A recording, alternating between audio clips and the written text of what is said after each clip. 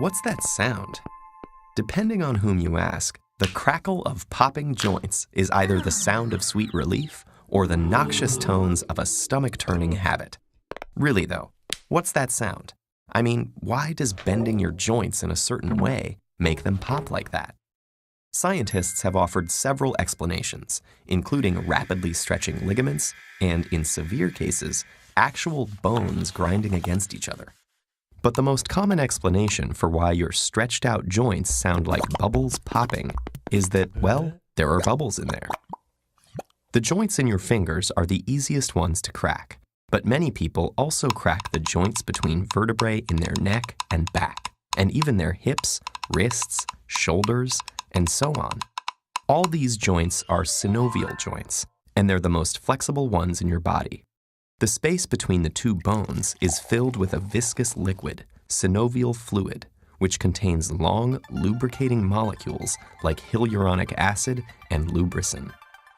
Synovial fluid is more or less the texture of egg yolk, and its primary purpose is to cushion the bones and help them glide past each other.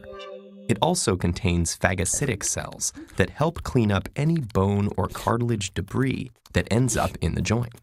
But the reason it's important for knuckle cracking is that, like other fluids in your body, it contains lots of dissolved gas molecules.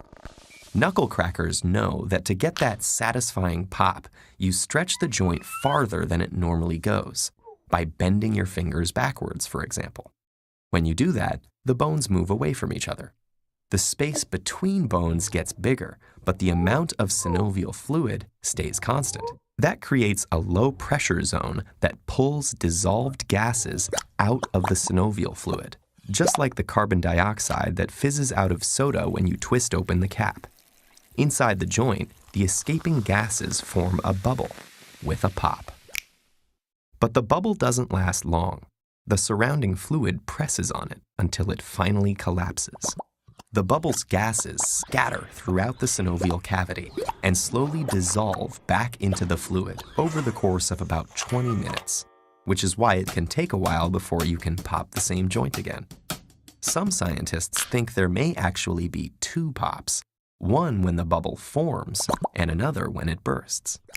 Popping a joint temporarily enlarges it, which may be why dedicated knuckle, neck, and back crackers say the habit makes their joints feel looser and more flexible.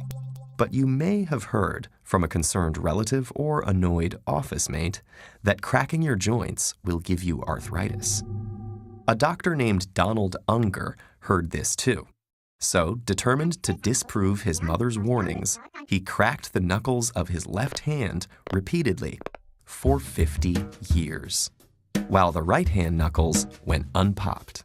36,500 cracks later, both hands were arthritis-free. For this selfless act of devotion to science, Dr. Unger received an Ig Nobel Prize, a parody of the Nobel Prize that recognizes wacky but weirdly fascinating scientific accomplishments. Unger wrote that his results should prompt investigation into other parental beliefs, like the importance of eating spinach. The jury's still out on that one. As for knuckle cracking, one study suggests that all that joint stretching and bubble bursting can cause your hands to swell and weaken your grip.